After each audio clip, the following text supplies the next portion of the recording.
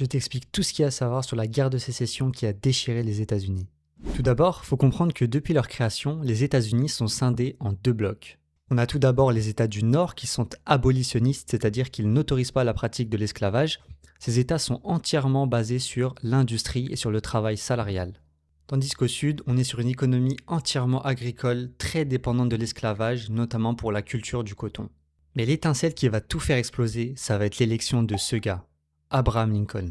Son programme, il est absolument catastrophique pour l'économie du Sud. Tout d'abord, il veut augmenter les taxes, ce qui serait absolument ravageur pour les exportations de coton du Sud. De plus, on est en pleine conquête de l'Ouest, et Lincoln veut tout simplement interdire l'esclavage dans tous les nouveaux États, ce qui conduirait à une sous-représentation politique des esclavagistes. Dans la foulée, on a 11 États du Sud qui vont faire sécession, c'est-à-dire qu'ils vont se constituer en un nouvel État indépendant, souverain, avec un drapeau, une capitale, Richmond, un président, Jefferson Davis, et un nom, la Confédération. Mais le véritable déclencheur de la guerre, ça va être l'assaut de Fort Sumter le 12 avril 1861. L'armée confédérée va alors assiéger ce fort, considérant qu'il était intolérable d'avoir une base militaire ennemie au sein de ses terres. Puis Lincoln, pour éviter à ses soldats de mourir de faim, va ordonner l'envoi d'un bateau pacifique de ravitaillement qui va immédiatement être bombardé par les confédérés. À partir de là, la guerre est déclarée et Lincoln, sous ce prétexte, ordonne de lever une armée, officiellement pour réprimer une insurrection. Au départ, personne ne prend ça vraiment au sérieux. On pense que la guerre va pas durer très longtemps. Et en juillet 1861, lors de la première bataille de Bull Run, pas très loin de la capitale Washington, on va avoir carrément des civils qui vont venir avec leur pique-nique afin d'admirer le spectacle. Mais très vite, on se rend compte de l'horreur et de la violence sans précédent de cette guerre. Pour mettre toutes les chances de son côté, l'Union va alors lancer le plan Anaconda, qui consiste à asphyxier le Sud en instaurant un blocus maritime à l'est et en prenant le Mississippi à l'ouest. Mais pendant 2 ans, le conflit s'enlise totalement. À l'ouest, on avance péniblement le long du Mississippi et à l'est, les armées du Nord sont complètement bloquées par le général sudiste Robert E. Lee, un génie militaire. Mais l'année 1863 va marquer un tournant.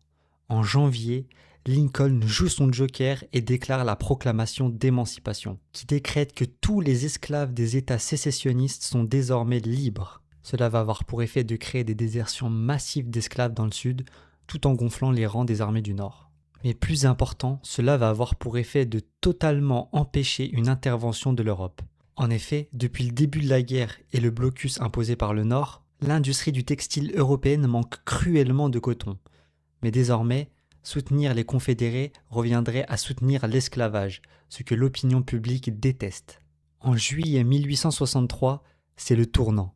Sentant que le vent tourne et de plus en plus asphyxié par le blocus du Nord, le général Lee lance une offensive massive sur la ville de Gettysburg. Mais cette attaque va se solder par un terrible carnage et le général Lee va perdre près d'un tiers de son armée.